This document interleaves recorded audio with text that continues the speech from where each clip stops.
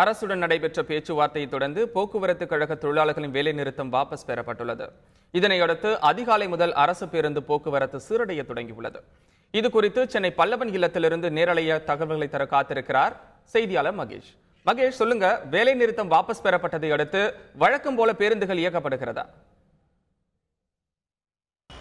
7 அம்ச கோரிக்கைகளை வலியுறுத்தி கடந்த 3 நாட்களாக போக்குவரத்து தொழிலாளர்கள் வேலை நிறுத்தத்தில் ஈடுபட்டு வந்தனர். 5 கட்டங்களாக போக்குவரத்து தொழிலாளர் பிரச்சனை தொடர்பாக பேச்சுவார்த்தை நடைபெற்றது. அப்பொழுது முடிவு எட்டப்படாத சூழ்நிலை 3 நாட்களாக தொழிலாளர்கள் வேலை நிறுத்தத்தில் ஈடுபட்டனர். எனவே நேற்று 6வது கட்டமாக தமிழகத்தில் உள்ள 3 அமைச்சர்கள் முன்னிலையில் இந்த வேலை நிறுத்தத்தை முடிவுக்கு கொண்டு வரும் தொடர்பாக பேச்சுவார்த்தை நடைபெற்றது. அப்பொழுது உடன்பாடு எட்டப்பட்டது. குறிப்பாக 1250 கோடி ரூபாய் உடனடியாக வழங்க அரசு நடவடிக்கை எடுக்கும் என்ற உத்தரவை அவர்கள் பிறப்பித்ததை தொடர்ந்து தொழிலாளர்கள் தங்களுடைய வேலை நிறுத்தத்தை முடிவுக்கு கொண்டு வந்துள்ளனர். இதன் காரணமாக சென்னையில் உள்ள அனைத்து இடங்களுக்கும் பேருந்து சேவையானது தொடர்ந்து இயக்கப்பட்டு வருகிறது.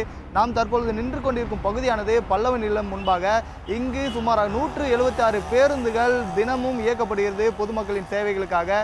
எனவே அரசு 1250 கோடி ரூபாய் வழங்கியதன் தொடர்பாக தொழிலாளர்கள் உற்சாகமாக பேருந்துகளை இயக்க தொடங்கியுள்ளதாக தற்பொழுது நம்முடைய பார்வையில் பார்க்கப்படுகிறது.